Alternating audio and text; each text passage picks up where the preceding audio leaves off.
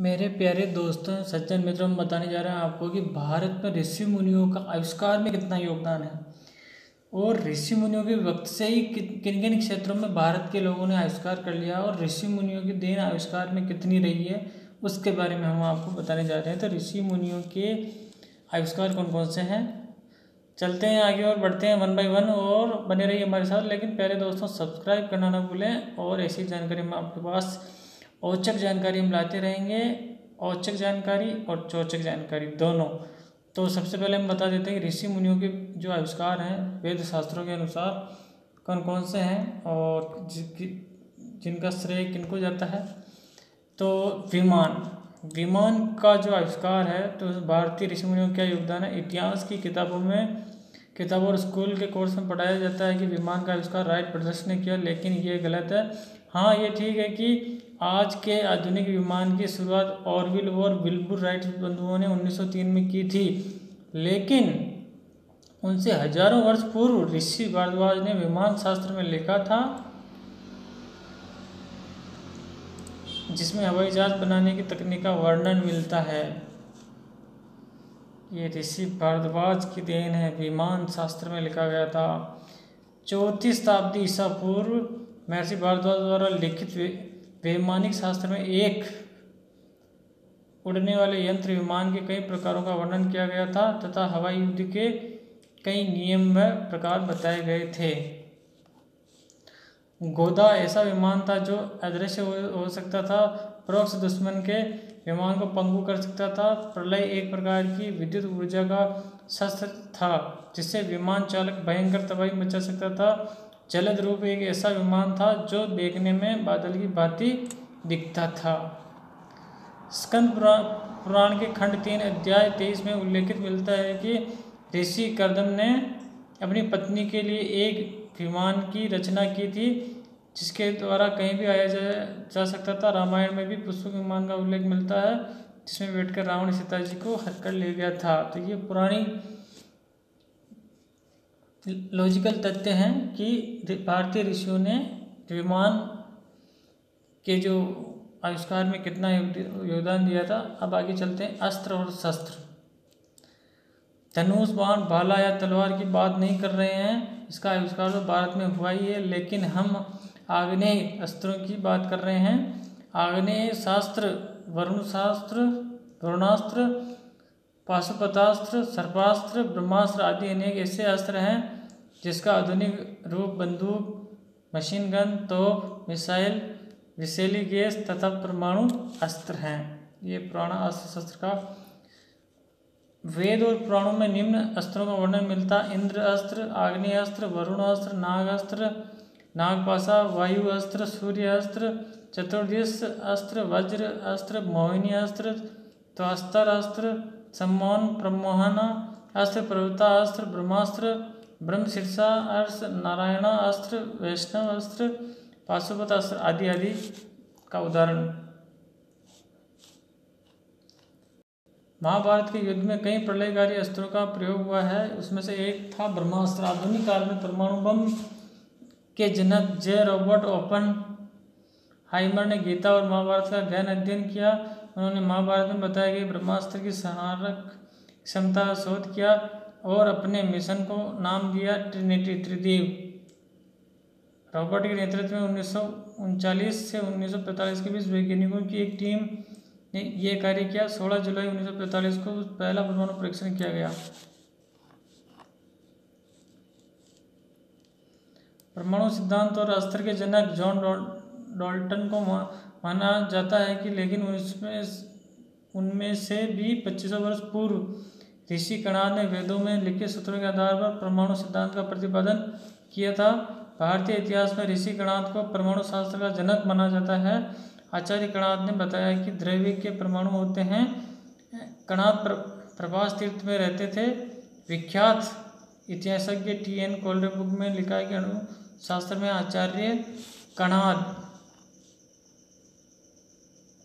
तथा अन्य भारतीय शास्त्रज्ञ यूरोपीय वैज्ञानिकों की तुलना में विश्वविख्यात थे।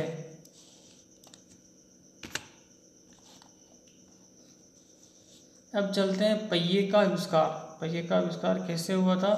उसमें भारतीय ऋषियों का क्या योगदान है।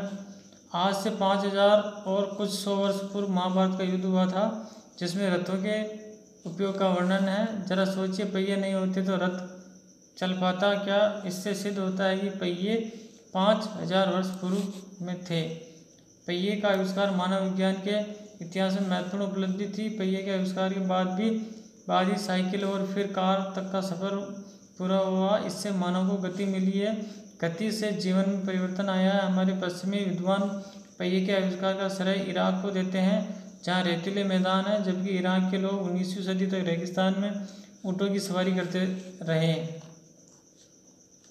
हालांकि रामायण और महाभारत काल से पहले ही पहिए का चमत्कारी आविष्कार भारत में हो चुका था और रथों में पहियों का प्रयोग किया जाता था।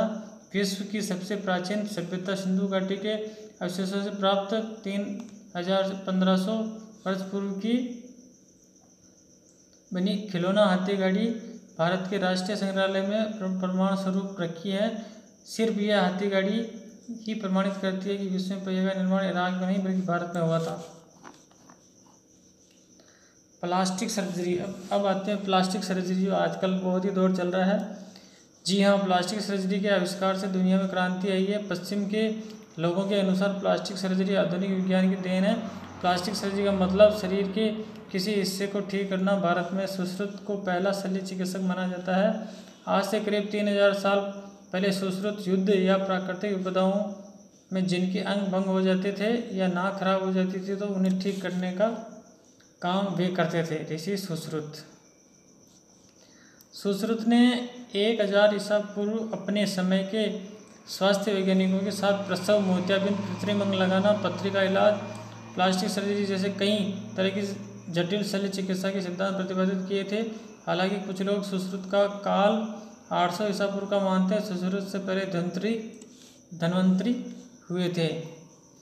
अब आते हैं बिजली का आविष्कार किसने किया, भारत के कौन से वैज्ञानिकों ने किया। महर्षि अगस्त्य एक वैदिक ऋषि थे। निश्चित ही बिजली का आविष्कार थॉमस एडिसन ने किया, लेकिन एडिसन अपनी एक किताब में लिखते हैं कि एक रात में संस्कृत का एक वाक्य पढ़ते पढ़ते सो गया। उस रात मुझे स्वप्न में संस्कृत के उस वचन का अर्थ और रहस्य समझ में आया, जिससे मुझे मदद मिली। महर्षि अगस्त्य राजा दशरथ के राजगुरु थे। इनकी गणना सप्त ऋषियों में की जाती है। ऋषि अगस्त्य ने अगस्त्य संहिता नामक ग्रंथ की रचना की। आश्चर्यजनक रूप से इस ग्रंथ में विद्युत उत्पादन से संबंधित सूत्र मिलते हैं।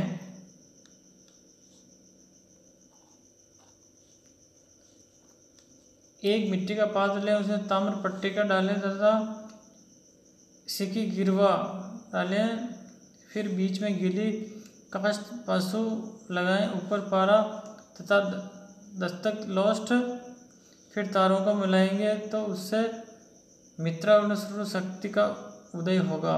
यह है पुरानी विद्युत बनाने की विधि। अगस्त्य संहिता में विद्युत का उपयोग इलेक्ट्रॉन प्लेटिंग करने के लिए विवरण मिलता है। उन्होंने बैटरी द्वारा तांबा या सोना चांदी पॉलिश चढ़ाने की विधि निकाली, अतः अगस्त्य को कुंभोद्भव कहते हैं, बैटरी बॉर्न। अब आता है बटन। आपको ये जानकर आश्चर्य होगा कि शर्ट के बटन का आविष्कार भारत में हुआ। इसका सबसे पहला प्रमाण मोहनजोदड़ो की खुदाई में प्राप्त हुआ और खुदाई में बटनें पाई गई। सिंधु घाटी के आसपास से 2500 से 3000 पहले सभ्यता अपने अस्तित्व में थी। फिर चलते हैं कि ज्यामिति। बौधायन भारत के प्राचीन गणितज्ञ और शोध सूत्र के रचयिता थे। पाइथागोरस के सिद्धांत से पूर्व ही बौधायन ने ज्यामिति के सूत्र रचे थे, लेकिन आज विश्व में यूनानी ज्यामिति शास्त्री पाइथागोरस और यूक्लिड के सिद्धांत पढ़ाए जाते हैं। दरअसल 2800 से 800 ईसा पूर्व बौधायन ने रेखागणित ज्यामिति के महत्वपूर्ण नियमों की खोज की थी। उस समय भारत में रेखागणित ज्यामिति त्रिकोणमिति को शूल शास्त्र कहा जाता था। शूल शास्त्र के आधार पर विविध आकार प्रकार की एकवेदियाँ बनाई जाती थी। दो समभुज चौकोन के क्षेत्रफल का योग करने पर जो संख्या आएगी उतने क्षेत्रफल का समभुज चौकोन बनाना, उस पर आकृति उसके क्षेत्रफल के समान के वृत्त में परिवर्तन करना, इस प्रकार के अनेक कठिन प्रश्नों को बौधायन में सुलझाया गया है। फिर चलते हैं आगे, रेडियो का आविष्कार में क्या सहयोग है भारतीय वैज्ञानिकों का और इतिहास का। इतिहास की किताबों में बताया जाता है कि रेडियो का आविष्कार जी मार्कोनी ने किया था, लेकिन ये सरासर गलत। अंग्रेज काल में मार्कोनी को भारतीय वैज्ञानिक जगदीश चंद्र बसु के लाल डायरी के नोट में मिले, जिसके आधार पर उन्होंने रेडियो का आविष्कार किया। मार्कोनी को 1909 में वायरलेस टेलीग्राफी के लिए नोबेल पुरस्कार मिला, लेकिन संचार के लिए रेडियो तरंगों का पहला सार्वजनिक प्रदर्शन मिलीमीटर तरंगीय केस्कोग्राफ सिद्धांत के खोजकर्ता जगदीश चंद्र बसु ने 1895 में किया था। Very good. इसके 2 साल बाद ही मार्कोनी ने प्रदर्शन किया और सारा श्रेय वे ले गए। चूंकि भारत का उस समय गुलाम देश था, इसलिए जगदीश चंद्र बसु को ज़्यादा महत्व नहीं दिया गया। दूसरी ओर वे अपने आविष्कार का पेटेंट कराने में असफल रहे, जिसके चलते मार्कोनी को रेडियो का आविष्कार माना जाने लगा। संचार की दुनिया में रेडियो का आविष्कार सबसे बड़ी सफलता है। आज इसके आविष्कार के बाद ही टेलीविज़न और मोबाइल क्रांति संभव हो पाई है। जगदीश चंद्र बसु का इसमें योगदान रहा है बहुत ज़्यादा। गुरुत्वाकर्षण का नियम। हालांकि वेदों में गुरुत्वाकर्षण के नियम का स्पष्ट उल्लेख है, लेकिन प्राचीन भारत के सुप्रसिद्ध गणितज्ञ एवं खगोलशास्त्री भास्कराचार्य इस पर एक ग्रंथ लिखा, सिद्धांत शिरोमणि। इस ग्रंथ का अनेक विदेशों भाषाओं में अनुवाद हुआ। यह सिद्धांत यूरोप में प्रचारित हुआ। न्यूटन से 500 वर्ष पर भास्कराचार्य ने गुरुत्वाकर्षण के नियम को जानकर विस्तार से लिखा था और उन्होंने अपने दूसरे ग्रंथ सिद्धांत शिरोमणि में उल्लेख किया था। भास्कराचार्य द्वारा ग्रंथ लीलावती में गणित और खगोल विज्ञान संबंधी विषयों पर प्रकाश डाला गया। सन 1163 ईस्वी में उन्होंने कर्ण कुतूहल नामक ग्रंथ की रचना की। इस ग्रंथ में बताया गया कि चंद्रमा सूर्य को ढक लेता है तो सूर्य ग्रहण तथा पृथ्वी की छाया चंद्रमा ढक लेती है तो चंद्र ग्रहण होता है। ये पहला लिखित प्रमाण था, लेकिन लोगों ने को गुरुत्वाकर्षण, चंद्र ग्रहण, सूर्य ग्रहण की सटीक जानकारी थी। भाषा का व्याकरण। दुनिया का पहला व्याकरण पाणिनि ने लिखा था। महर्षि पाणिनि 15 ईसा पूर्व पाणिनि ने भाषा के शुद्ध प्रयोग में सीमा निर्धारण के लिए उन्होंने भाषा को सबसे सुव्यवस्थित रूप से दिया। संस्कृत भाषा का व्याकरण बद्ध किया गया और इसी में इसको अष्टाध्यायी बनाया गया। इनका जन्म पंजाब के सातालोला में हुआ था, जो आधुनिक पेशावर पाकिस्तान के करीब तत्कालीन उत्तर पश्चिम भारतीय गांधार में हुआ था। हालांकि पाणिनि के पूर्व भी विद्वानों ने संस्कृत भाषा के नियमों को बांधने का प्रयास किया, लेकिन पाणिनि का शास्त्र सबसे ज़्यादा प्रसिद्ध हुआ। तो ये है भारतीय ऋषियों का योगदान और वेदों का, शास्त्रों का, पुराणों का योगदान है। आविष्कारों में भी ऋषि मुनियों ने, भारतीय ऋषि मुनियों ने बहुत ही योगदान दिया है। इनका श्रेय देश पूर्व की स्थितियों में गुलाम होने के कारण इनको तवज्जो नहीं दिया गया और इनका श्रेय दूसरे लोग लिए गए हैं, लेकिन इन क्षेत्रों में ऋषियों का बहुत ही योगदान है। थैंक यू भारतीय ऋषियों का और भारतीय